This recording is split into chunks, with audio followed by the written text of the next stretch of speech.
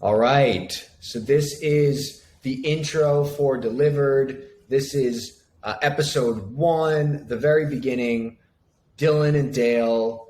We're going to make this quick. We just quickly want to introduce ourselves, talk to you about what our experience is and why you might want to give us some time every week to gain some insights from us. So I'm going to start with you, Dale, diving right in. I want to know what makes you qualified to talk about the client service business.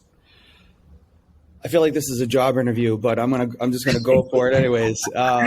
So, my experience is my story is I was a punk kid who rode a skateboard in Worcester. Had a lot of fun doing it. No problems with that.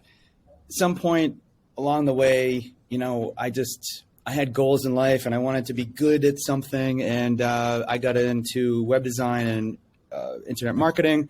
I worked for a company called EMC Corporation, which was eventually bought out by Dell. They were like the Marines of the corporate world. Like everything had to be perfect. And the customer, the customer was always right. And I just was really, really kind of molded into this person that had to care about the work that I delivered, right? It wasn't just the end result was very important, but it was the communication, the style, being approachable, the fact that people want to work with me. I had to learn that very quickly to survive there. Since then, moving towards more working for smaller to mid-sized businesses, I've had a lot of exposure to really successful organizations. And every client you work with or every person you meet, if you listen, there'll be a little nugget of information, a word they use or the way they deliver a sentence or a process that kind of makes them successful. And I've picked up a lot of those things along the way, so many, hundreds of them, and I've kind of used in my repertoire. And I hope I can sort of get this out to folks quickly in a really succinct format.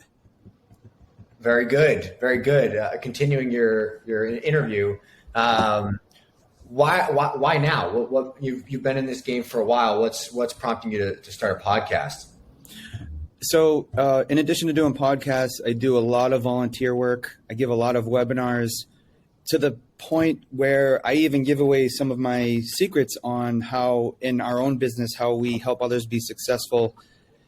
In doing that and in this podcast, I expect I'll be asked a lot of questions that make me think, right? And I think when you practice, you consciously make a decision to be better. You prepare for things. You bring on people who are going to ask you questions. It's going to make you sharper. So for me, I think this is a really great exercise for me. And if, a handful of people along the way get something out of it also, big bonus. Okay. And, just to keep rolling along here, what do you think is unique about your angle that people might benefit from who are listening? That's a good question. I think my angle is taking lots of different knowledge and thinking about the person I'm delivering the service to and seeing, trying to match that personality to how can I work with this person in a way that they understand me, but I'm not changing my core principles and the delivery of my service. I think, we have our ways of doing things, but I think every person may need a little bit of there may be some nuance in communication or those little things. And I think, when we talk about these things, we become more aware of them and we can identify them earlier on, which makes us more successful. Okay. Now it's your turn to ask me. Send your questions? Sure. All right. Ready? We're here with Dylan, CEO of 118 Group Web Design. Is it still Web Design or have you changed the name yet? Spoiler. We've lopped off Web Design. We've kept it a little more vague. Okay. 118 Group. Dylan, I've had the pleasure of working with you for many years, being your business partner.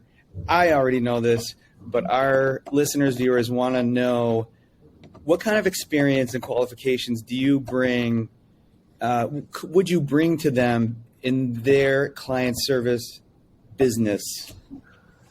Okay. All right. Well, yeah. So my entire professional career has been in client services. It's all I really know from basically when I left college and started doing my own thing. It's always been in the service of a client.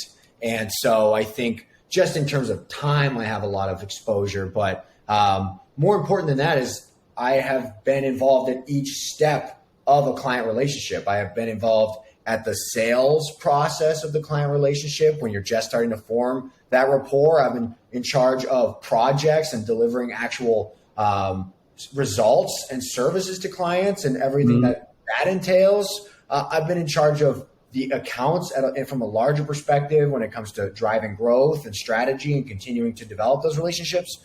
And then I've also been on the support side as well of a client relationship where you have unhappy, unpleasant clients, and you're kind of the last stop on that train. So I've been at each step of the client relationship journey, and I think that allows me to bring a lot of perspective from each of those, and hopefully, deliver that in a succinct way. Okay, why does a busy guy like you, successful guy like you, very knowledgeable, and you're a great guy, let's face it. Oh man, landing on. I'm really pouring this on thick, right? Why would you want to? What's your deal with the podcast? Like, you actually approached me about this, and I'm like, I'm the entrepreneur that just jumps off the cliff. So I actually didn't need a reason, but tell us, what is your reason for wanting to start this podcast? Well, I mean, I think you and I have a lot of overlap here. At first, my reasons were probably kind of selfish, like, oh, I want to get visibility. I want to establish myself as an authority figure. I think this is good for business. But what I've come to realize over the past couple of weeks of at least prepping and setting this up is that, like you said, it forces us to develop our thinking, as professionals, as experts. If we're going to get in front of, no listeners probably, but whatever, if we're going to get in front of these people and articulate our thoughts and like make recommendations and talk about things, we have to be sharp. And so I like the accountability that brings. I like the structure of it. And we've had these conversations over the course of several years where we've done all of this just between ourselves, and I've always really enjoyed those conversations. And so for me, this is something where it's not necessarily a means to an end anymore. It's the means itself. Oh, that was pretty deep. I got lost there for a second. I think we're basically taking our normal conversations and recording them, right? That's the whole deal here, right? Right. Cleaning them up a little bit, but yeah. Cleaning them up a little bit, putting some more prep in. Right. What, in terms of perspective, you mentioned earlier, you've been in that full cycle of delivering a client service. Do you have a particular angle, or, how would you describe being everywhere? How are you going to pick like what you would focus on and the perspective you're going to bring? I mean, yeah, that's a good question. I think that, what makes me unique, probably not 100% unique, but different than most, is just that I've been thrust into a position of kind of the client services at a young age. And that youth has been a challenge for me in terms of getting respect from older, more established, more seasoned professionals. Like, it's easy for them to look at someone, less so now because I have a beard and like things are I'm starting to grow up a little bit. But a couple years ago, it was like they were trying to take me seriously. And so for me, because of that minor disadvantage, I think it was an advantage in other ways, but in some ways it's a disadvantage.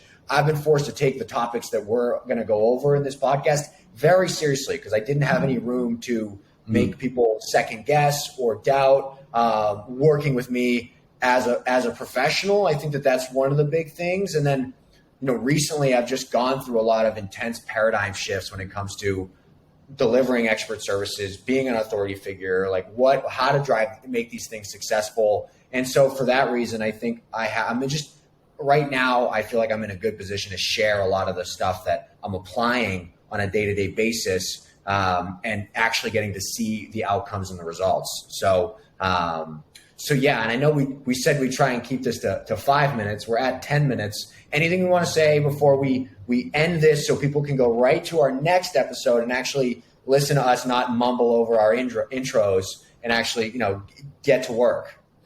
Last thing I'd like to say is your hair starts falling out. If you continue the same bad behaviors, people still aren't going to respect you. And if you listen to this show, we're going to give you all the secrets on how to get there, no matter what age you are. You mean balding doesn't help you win projects? It doesn't help you. It's the energy you bring and your communication and your leadership. There it is. But you gotta listen to get all the nuggets. All right, let's do it. That's it. Adios, amigos.